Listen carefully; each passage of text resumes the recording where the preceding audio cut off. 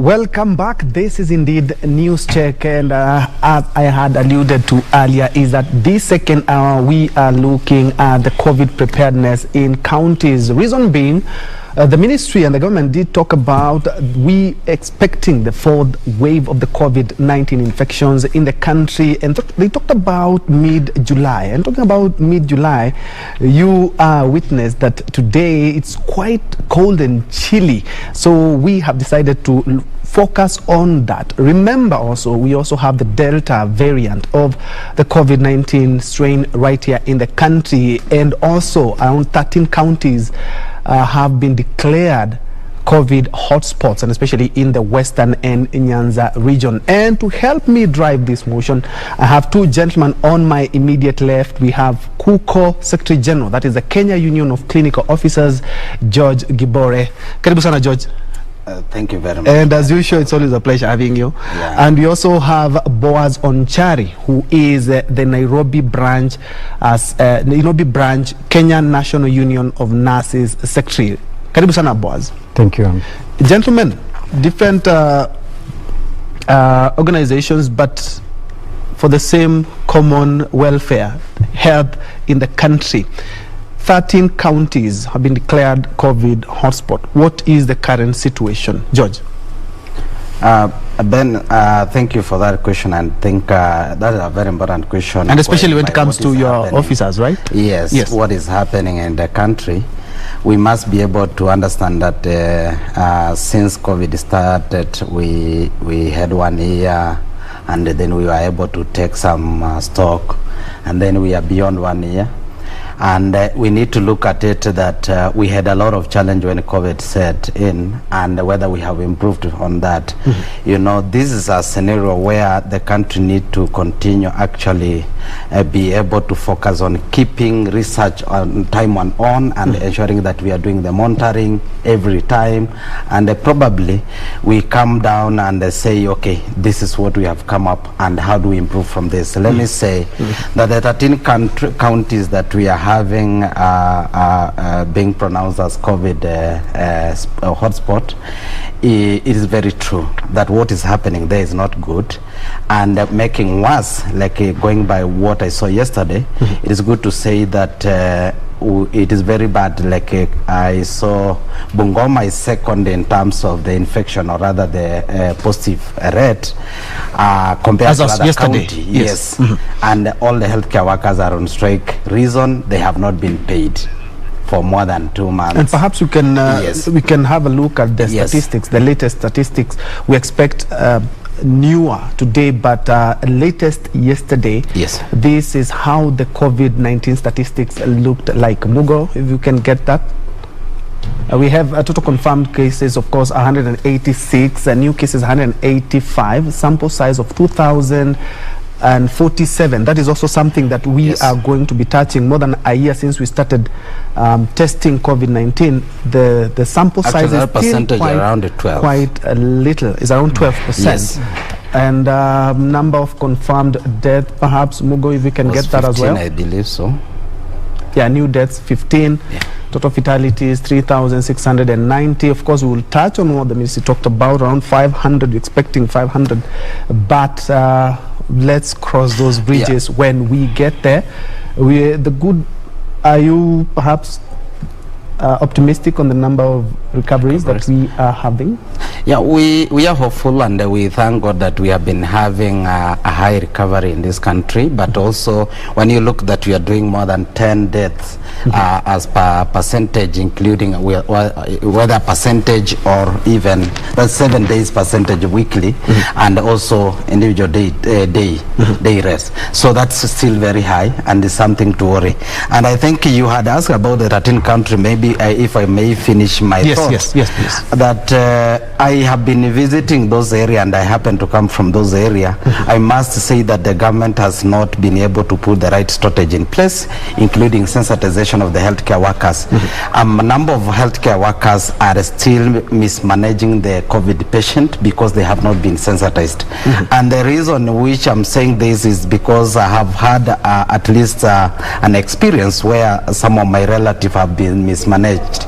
People managed for malaria, and the people are being managed, mismanaged, also being managed for pneumonia, and yet it is pure COVID. And some of them, and I need to say sorry, I lost one of the my relative because of the same, and one of them we are able to salvage because of getting the information early. And this is what is happening in the counties, and those countries, you must mark that the testing, the number of testing that are being done is very little. It does not actually amount to the true picture what is happening in those counties. And remember that the country has already dropped the issues of following up. Yeah, the contact tracing. We will touch on that a bit, but let me give Boaz a chance to also give us the picture. You have a lot of nurses, of course, in the 13 counties. What is the current situation since they were declared COVID-19 hotspots? Thank you, Ben. I want to start by saying that, as my colleague has alluded to it, actually the situation is wanting. When you hear of 13 counties being mentioned to be hotspots, that means that the nurses in those counties, we are talking of more than 5,000 plus nurses.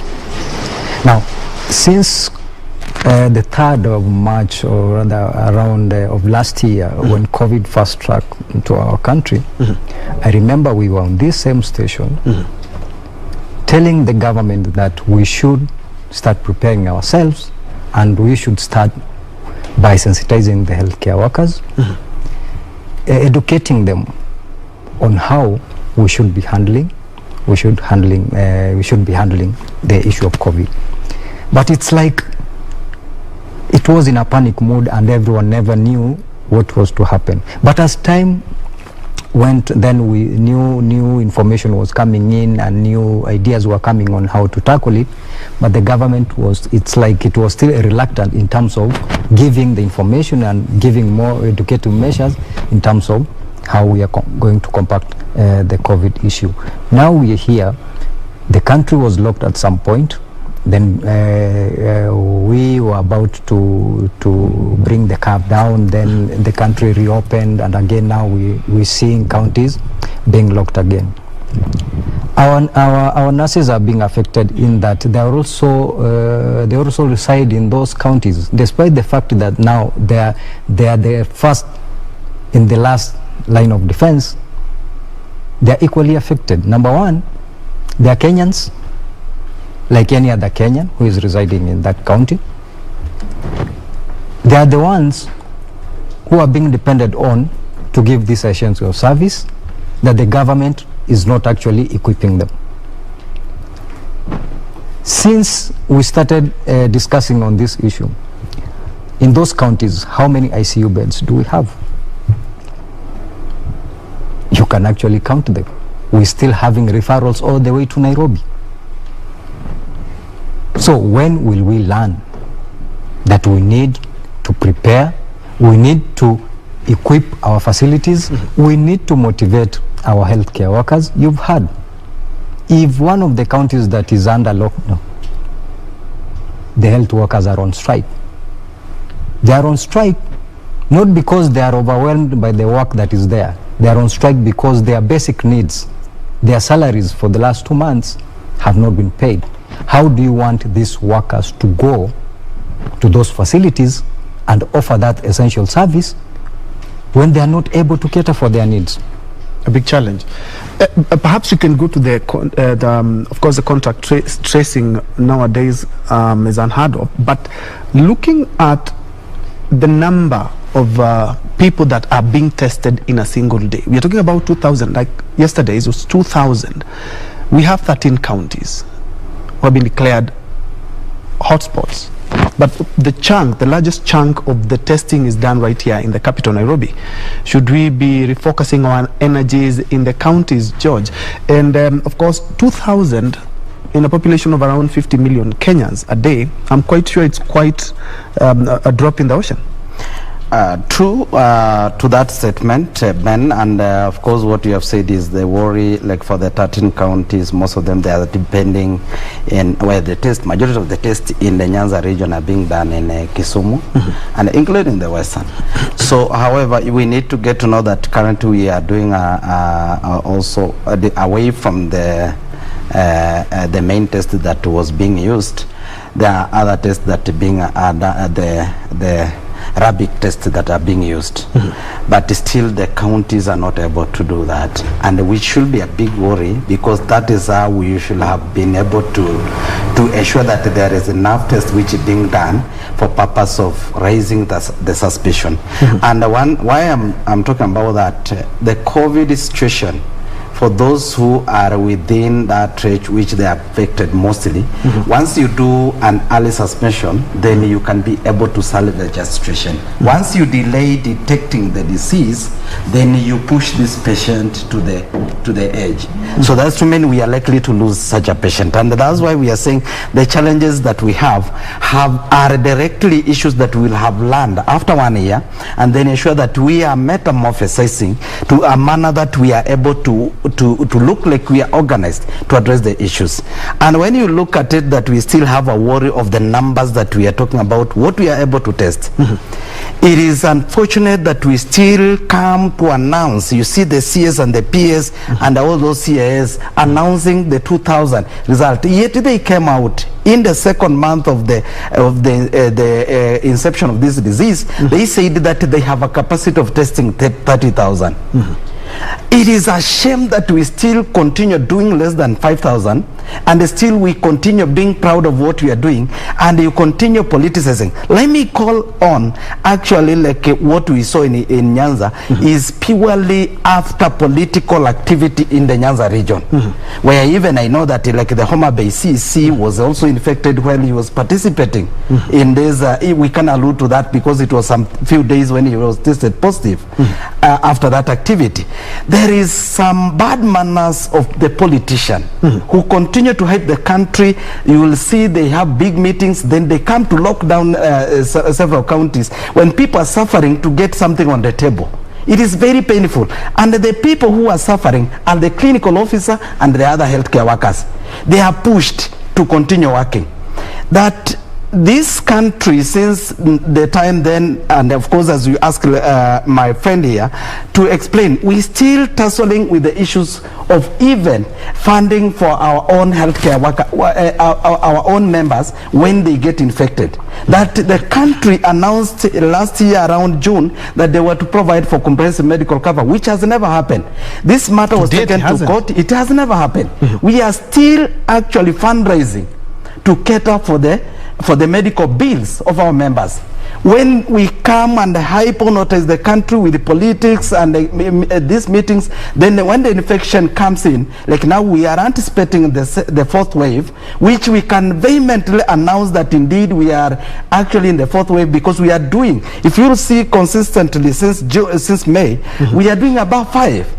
There is nothing that actually can deny us pronouncing that indeed we are in the fourth wave. And if you look at the death rate daily and of course weekly, you get to understand that indeed we are doing very high comparing to even the previous month, previous waves, whereby we need to announce that indeed we are in the fourth wave. I do not know whether we wait for renowned people to die, then we announce we are in a fourth wave, or what is it? Because once we do that, we sensitize people. We ensure that we keep the focus.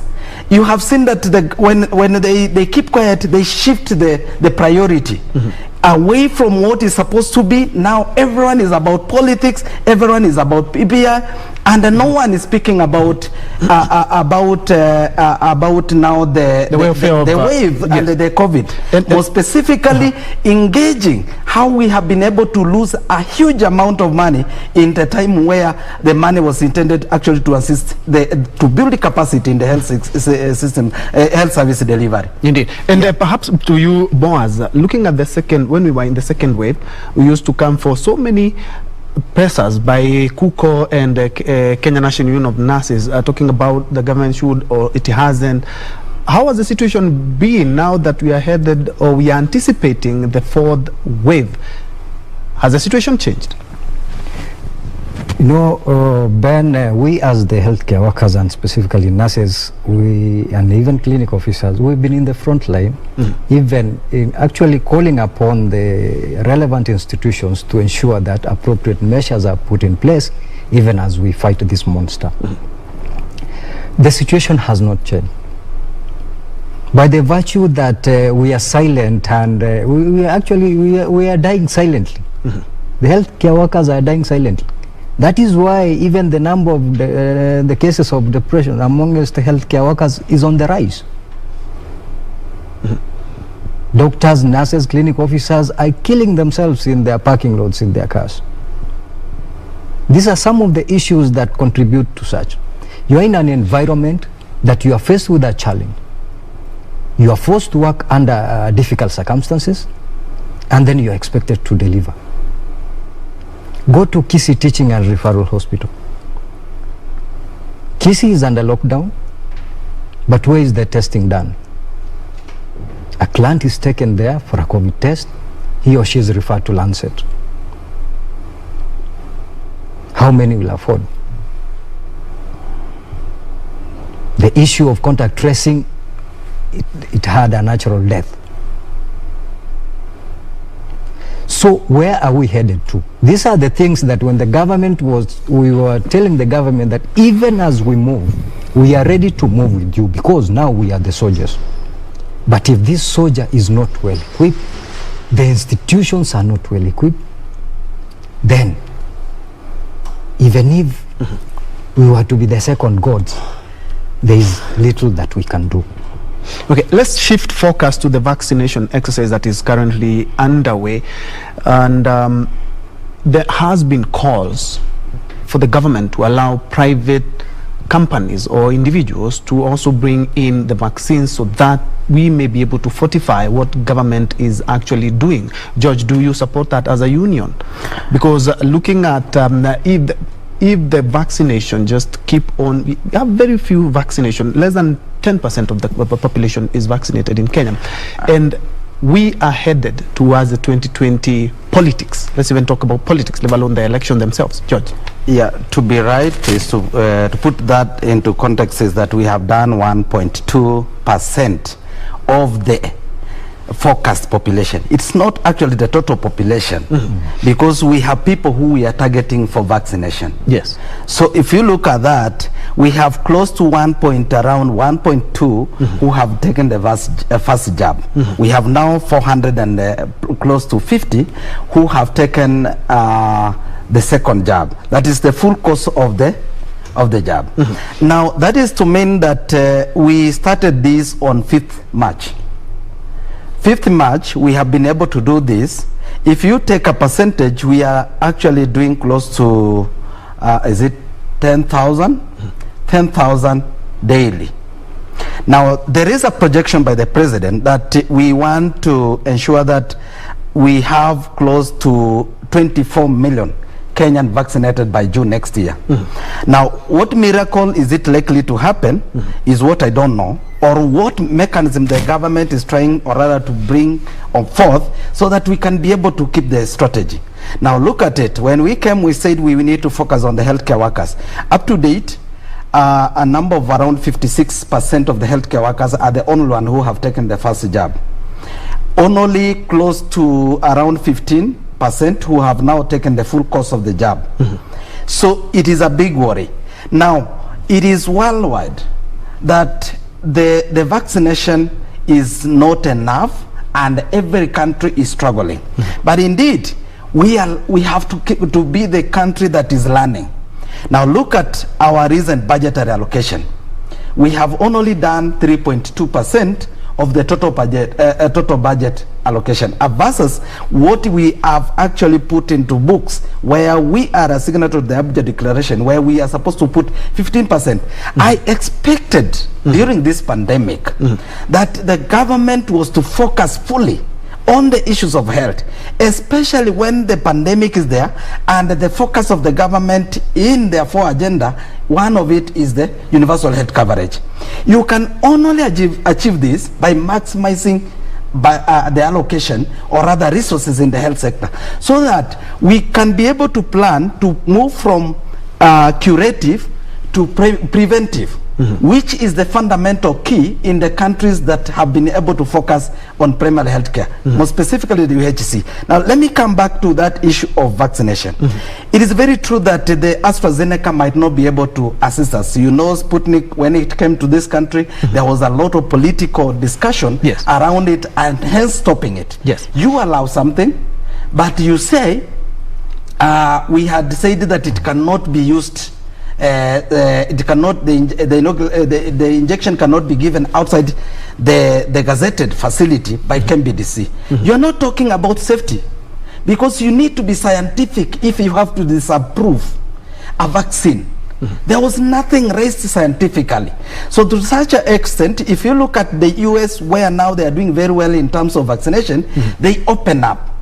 You will find AstraZeneca is there, Pfizer is there, Moderna is there, and many other vaccination. Indeed, the country, the US, were able to approve many vaccination beyond even the WHO, and which has now built the capacity to ensure that you are giving, you are concentrating to ensure that you can be able to achieve more than 60% of the population, so that now you can say you are creating a herd immune for the members, for the country. Now, where we are as a country, I can vehemently say that we are in a conundrum that we cannot be able to catapult out of it, or rather move out of it, if we don't prepare. We don't prepare because we seemingly have people who are actually managing a crisis from the boardroom. They do not understand what the healthcare workers are going through. They do not understand how we need to change to adapt to the situation. For instance, the gazetted centers, or rather satellite, where they were supposed to give vaccination, you'll find that people were moving more than 50 kilometers to come and get this vaccination. As literal as they were. This is not supposed to be, because most of the government facilities, starting from the lower facility up to the highest, they have the capacity to give any other vaccine. That is to mean they can still be able to keep well this vaccination, including for the COVID, and issue them out. Why do you transfer the cost to the patient? And including when there is announcement and people are being sent message to come for the second vaccine, you find people coming more than expected, more than the vaccine which is available. They go home without, and they have traveled. And again, they come actually like it's a meeting. They are coming to congregate there, versus the advisory, where we are not supposed to congregate.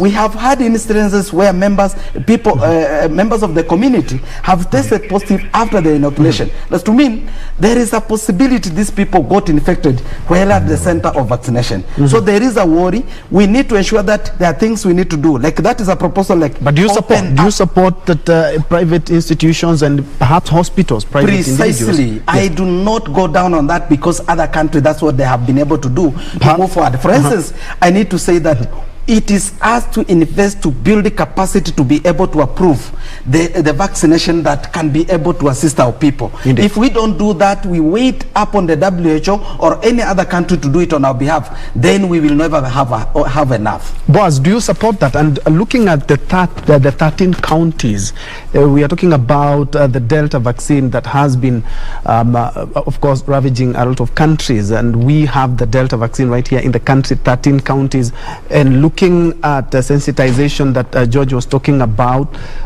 has been quite wanting, as he put it. Would you support that? When from the word go, I want to say that I support. The reason as to why I say I support is, number one, what are our projections? If we said that by next year we want to have vaccinated around 24 million people, and then as at now, what are our statistics? So if you look at the deficit, are we able to have met the target by next year? The answer is no. Why? We have a limited number of vaccines based on what the government approved, that, and again versus what the criteria in which it is being administered. Look at the political rallies they are going, that they're having. What is the largest number of the attendees?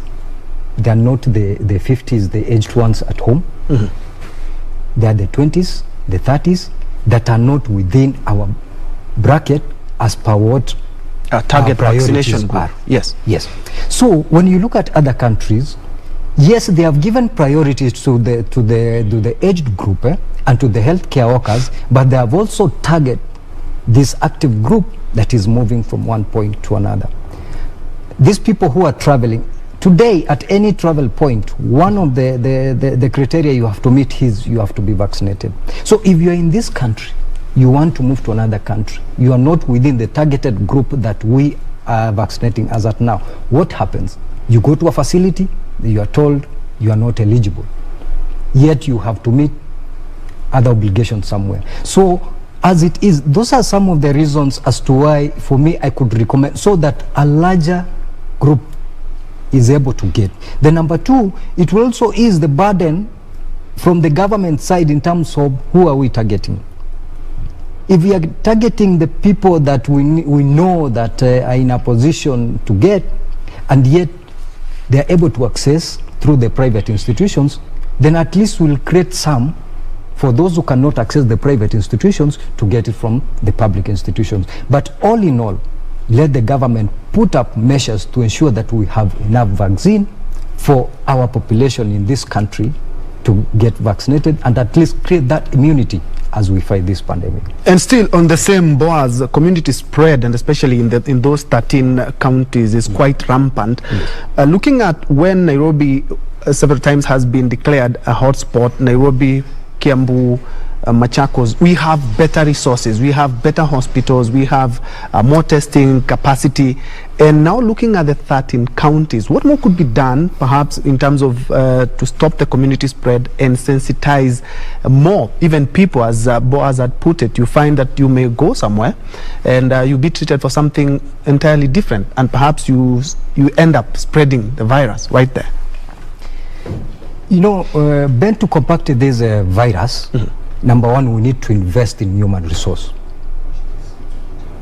Investing in human resource in terms of being resourceful, as in terms of managing, knowing this is pneumonia, this is malaria, COVID is coming. How is pneumonia, or how is COVID related to pneumonia? What are the symptoms that I need to look into past the symptoms that are pneumonia? That is what even my brother said, that it is true. A client comes, is treated for pneumonia, 2-3 days after being in the ward interacting with others, then you realize, it could be, now let us go for a test. So if we invest in the human resource in terms of we equip the healthcare workers with knowledge, we equip the institutions, we up the issue of testing, we are in a position to have a real picture on what is happening. Even if we say that let us equip our institutions with the ICU, yet we are not sensitizing the public and the healthcare workers on the basic things that they're supposed to do so that we prevent. We can be having those ICUs, but then the numbers will be overwhelming, and then those ICUs will not be helpful to others. We nip it from the back. We need it from the ground. Let the government invest in human resource, employ more healthcare workers, open up institutions so that we are able, these healthcare workers, once they get this, they're educated, they go to the peripheries, able to sensitize the community, okay? And then from there, we are in a position to streamline now the health system and project on where we are headed to. But doing it blindly, today you're just coming and telling, if you tell me that out of the 2,000 tests, 100 were from Nairobi,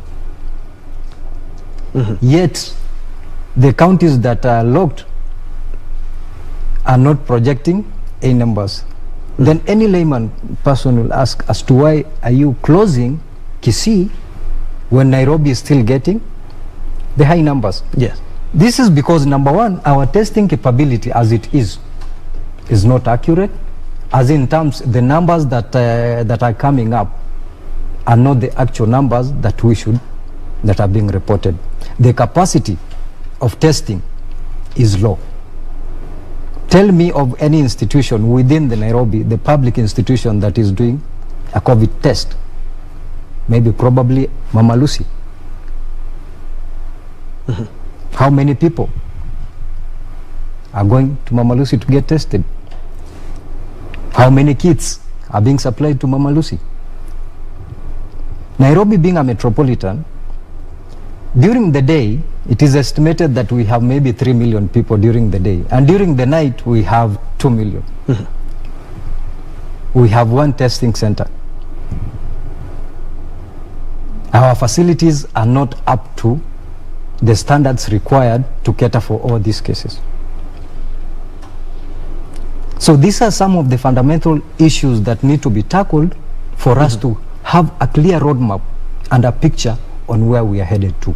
Above all, let the community take up the simple precautions.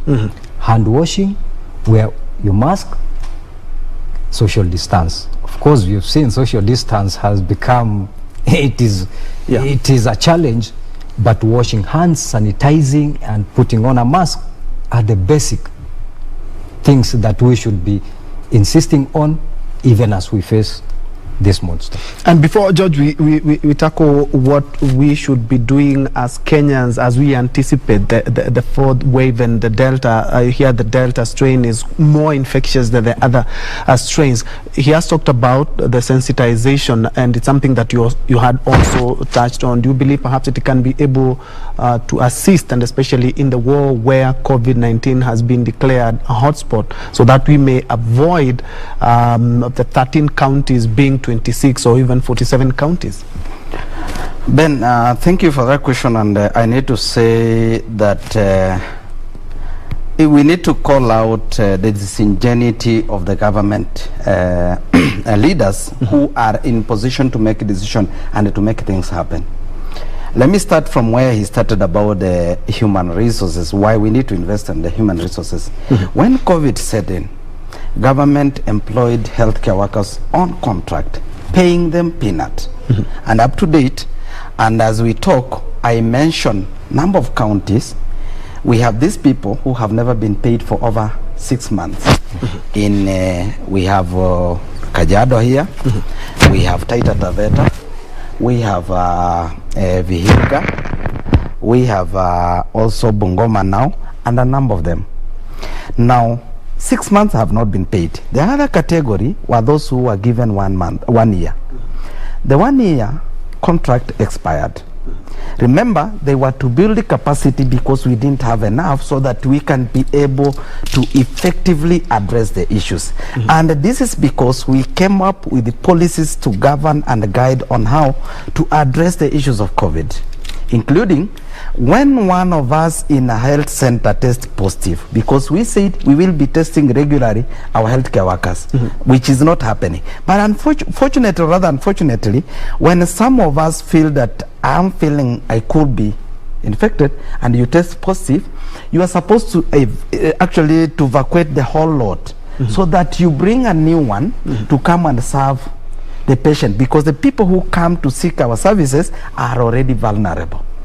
But because we are not doing contact tracing, the healthcare workers are forced to continue working even when they test positive, provided they do not demonstrate any severity in terms of symptoms. That is pathetic against the policies. We have clear policies, and I invite the media to look at the policies that the government came with, including how do we need to ensure that the facilities are running. You remember the first time we had even to close down Angara Health Center, because one of the healthcare workers tested. That is the time when we were able to follow what we provided for ourselves. Now, because that one doesn't matter anymore, and remember, it has never been changed. It's considered because we were trying to adopt what other places which are actually doing it better were doing. Now that was not happening, because in any case you do not have anyone who will continue working when you call people to go, or rather put people under isolation for purpose of testing positive. So that is pathetic. Now the other thing which contributes now to anxiety, which has built among the psychological effect that he was talking about among the healthcare workers. Now remember, these healthcare workers go home to their people every day. There is no one who has, because the frequent test for healthcare workers was intended that to sensitize you to continue protecting your people at home. Yes. Now when that one doesn't happen, you put everyone patient, the community, because we use public means coming and going back to work, and of course our own family, we put them at risk. Now when you talk about how it has been able, and of course what I was talking about, its ingenuity, is that we have strategy with the clear projected budget on what should help us implement 1, 2, 3. But implementation become a problem. Yes. And of course, when such an issue happen, there is a breakdown, or rather breakdown in terms of managing the pandemic. Now we continue holding on what doesn't actually add value. Like the regular announcement of cases, new cases, I can assure you today, none of the Kenyan want to hear about it, because in any case, it doesn't make any sense. So from the second wave to where we are as now, yes, how would you perhaps rate government efforts? Because of course the government has taken full control of the COVID situation. Let me, if I was to rate, yes, purely to answer your question, from the second phase to the third wave, I can assure you, we moved probably from let me say 4 out of 10 to when we were managing the third wave, we were doing around 6%. As currently where we are, actually we are doing less than 3%.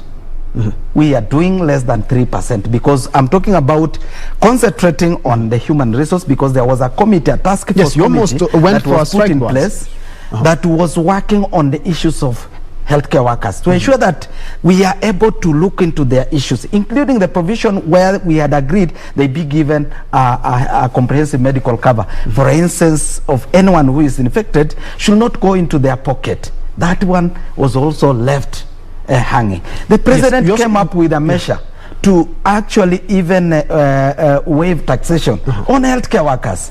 But later on, what happened? It came back and even took it more. Took it higher. So, and you get to understand that majority of Kenyans have lost their job. So what happened is that dependents are more.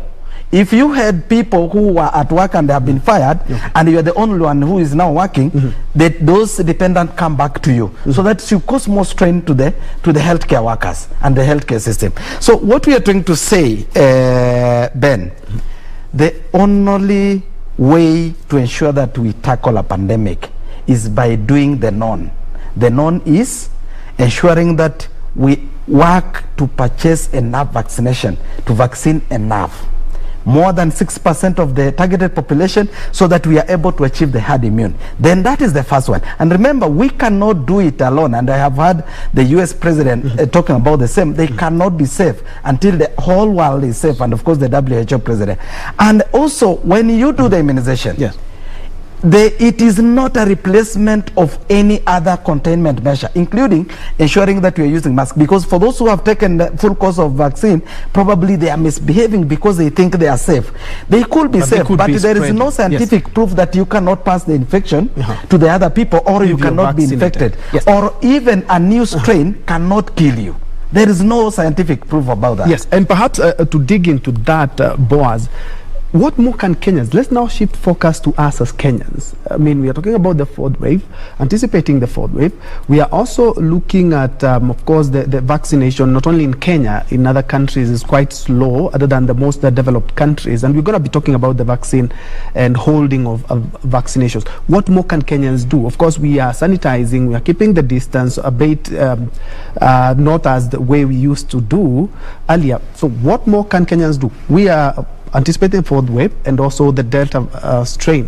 I've seen some people even having 2 masks, you know, some people having the glasses there. What more can you? You're both medics. Ben, I want to tell you that we now remove the aspect of being a medic. Yes. Being a Kenyan. First, I could want to tell even my fellow Kenyans that, number one, let us accept that COVID is real.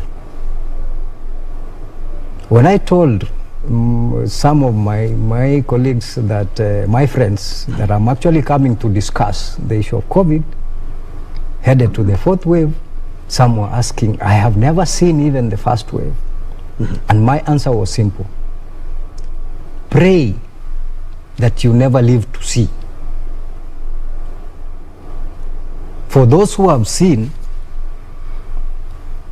they know what they have undergone. A country like India. Even here in Kenya, for us who have seen what COVID can do, we know it is real and we have to take the necessary measures. Other than the vaccination, that is now the obligation of the government to ensure that it provides enough vaccine for everyone, are we taking up the simple measures, the simple guidelines that have been put in place? Some will argue the cost of living has gone high, you'll get the COVID, the cost of living is still high, it will be a double burden. Matatus are now carrying to capacity. That's true. A lot of them, actually. Reason behind it, fuel is high, we are charging the same. So you are told you either buy your car or just behave like any other Kenyan. Squeeze.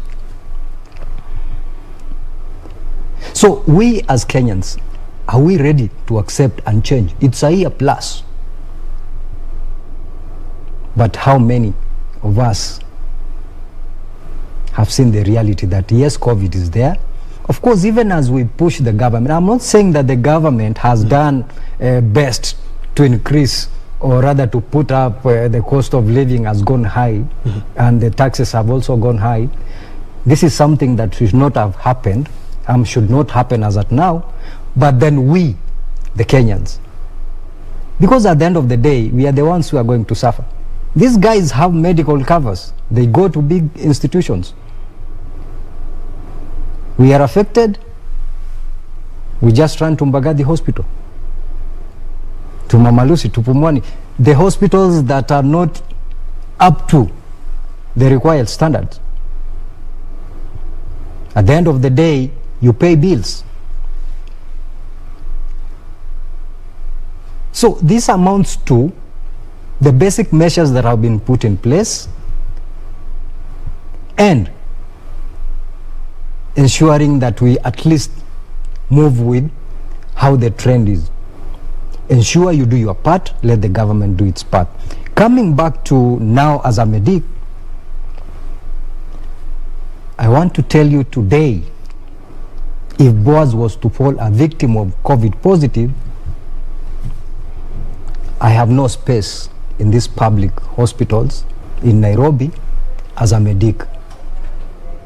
I have a space like any other Kenyan. Why? We have been pushing our employers that put designated points for healthcare workers so that should they fall victims, they have places where they can go and seek medical attention. We have seen Forces Memorial Hospital designated for the Even KDF. Did open a state-of-the-art institution right here in Nairobi. That state-of-the-art institution is for the public. What I'm saying, healthcare workers, not only in Nairobi, tell me of any county that has come up with a facility designated. You know, it's just by word of mouth, but when you go to the ground, actually those facilities are not there. Then it is painful when you serve clients wholeheartedly to ensure to save life, but when you fall a victim, you are on your own. The issue of PPEs, we can't sing it past what we have sung. It is shameful when I tell you that we have facilities that have no PPEs. The narrative changes that unless now you are on, you're actively dealing with a positive. Who tells you, Ben, that the person next to you is not positive? If we have no capacity to test, and then you are telling me to keep that mask until I come into contact with a positive, how long will it take me to know that this person is positive? Our wards are full. People are sharing beds. The system and the precautions are now changing. Once this one tests positive, take to isolation, continue with other, manage without even going to an extent, even testing whoever they were sharing that environment with. The situation is quite tricky, right? It is tricky, but yes. Then measures have to be, we need to yes. come up with measures and see how we are going to combat it. Indeed. Otherwise it will be a song, and the pandemic will be there. George, we've really bashed the government as the two unions, and as I had asked Boaz earlier, as Kenyans, behavioral change. He has talked about, you look at matatus, but Kenyans have been forced into that situation, the high cost of living. You know, the curfew is at 10, and that is when you see now matatus are picking up people. People are still open, have still opened their businesses. And we are talking about anticipating a fourth wave, and we are also having the Delta strain in the country. Perhaps you can touch that. You're also a Kenyan. Yes, Ben. He who's pay a piper calls for the tune. Mm-hmm. And I'm talking about the politician. You see them, starting from the president. Mm-hmm. He's the one who was in Kisumu, was he? Mm-hmm. With the prime minister, including all ministers were there. Did they expecting anything, miracle to happen? If not a resurgence or rather an increase of infection? The meeting we have seen happening in here in Nairobi, the deputy president and also the former prime minister in also Mombasa. Mm-hmm. We have seen the Kiamba, what is happening there. What do you expect? What goes in always? It is not where they say that what goes up. Probably that can apply also, whereby for those who have been infected and have died out of this disease, we'll never call them back. But I'm trying to say that we need to see good example from our leaders. Don't tell us this way, but you're doing the other way. You want me to continue walking to the east, but you are going west. It doesn't happen. And unfortunately, we hear them saying that it's because Kenyans are difficult. Kenyans are not difficult. Kenya need to be supported. Kenya need to ensure that they have something to eat. Kenya need to feel that indeed the government care for themselves. They are able to get medical services when they need them. In the absence of this, you anticipate for an anarchy, where people, yes, they are there, they are listening to you, but they cannot comprehend even a single statement from you. Mm-hmm. So the government must look at it, where did we go wrong? And let's start back. And of course, it's unfortunate that you still walk around and people ask you, are you serious, people, that COVID-19? Up to date, there's still those questions. The government has never come up with a strategy to ensure that there's community sensitization that actually overlaps that. In the absence of right information, there is misinformation. If you allow that space, including, you remember when we started the COVID, there were a number of issues that were coming up, and of which are precaution measures. For instance, when AstraZeneca was being associated with blood clotting, mm-hmm. and everyone hyper on that, mm-hmm. and then people fear to come for vaccination. Remember? Yes. But without knowing that the country that are a growing country and those are developed country, they take precaution. Those were precaution measures. They stopped, but again started. Yes. Why? They care for their citizen. And when we talk about now the community, and I need to say, indeed, everyone is for themselves. Until we ensure that even as much as the government cannot give me enough, they are supposed to give me enough PPEs, mm-hmm. and they are not able to give me enough PPEs, I must get to know that today, if I'm not alive because of lack of PPEs, still the country continue. Mm-hmm. The government goes on. They do not care. For us as healthcare workers, that's where we say we also, our life matters. We need to see a government that speaks to our situation. We need to see a government that is addressing our issue. We are not busting them. In any case, if a government do the right thing, allocate enough resources, and they progress positively in terms of achieving universal health coverage, in terms of ensuring that almost the projection to have 24 million people get the vaccination, mm-hmm. who takes the credit? Mm-hmm. It is the government. We are only calling that the government need to come up with a stop measure to ensure that there are things they're not doing well. Well, how can we be able to incorporate, move from boardroom, ensure that we are out there to listen to the Kenyan, the community, the healthcare workers, who at the end of the day are bearing the brunt of this disease by virtue of losing a patient who I don't know because of lack of oxygen. It is painful to me, it is haunting me. And this is where we are saying that we need to be supported. And you know, by the way, let me say in the last 2 weeks that we lost close to 7 patients in one facility. I need to say it specifically in Kisii. And this was because of lack of oxygen. What the hell? That up to date we have not been able to organize ourselves to ensure that what the commodity that this patient need are able to get it. And the priority must be able to be sustained. We keep on politicizing the whole issue because when the healthcare worker says something, you look at them like they're attacking the government. We are here. And I need to say, of course, you ask that question, but I need to tell the government that if they can listen to the spirit and the discussion that we are having and go back and say, where do we need to start? Involve the healthcare workers for the first time.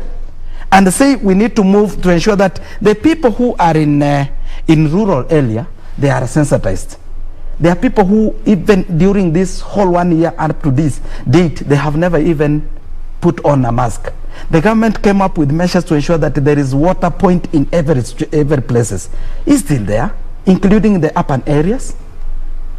Do we continue insisting or rather assuring Kenyans by ensuring that we are doing or rather effecting implementing the policies that we came with so that we instill confidence in the public and they continue doing what that they are required and what we want them to do. Indeed. So if we don't do that, instead of being actually moving positively, it will be a mirage because most of the time you are not serious. I need to eat and you are telling me not to go and work. And we have seen, as we wind up, we have seen a lot of some countries have held elections, and Kenya is just one event spikes up a lot of things and a lot of COVID-19 cases. Perhaps it's the attitude that you're talking about, Boaz, as well. Yeah, like my brothers are. Because even Uganda had elections a couple of months ago, and we didn't hear a surge like we've had on 2 or 3 occasions that we've managed COVID in the country. Perhaps it's the attitude that Kenyans have. You know how different countries handle their issues is actually. But we can borrow a leaf.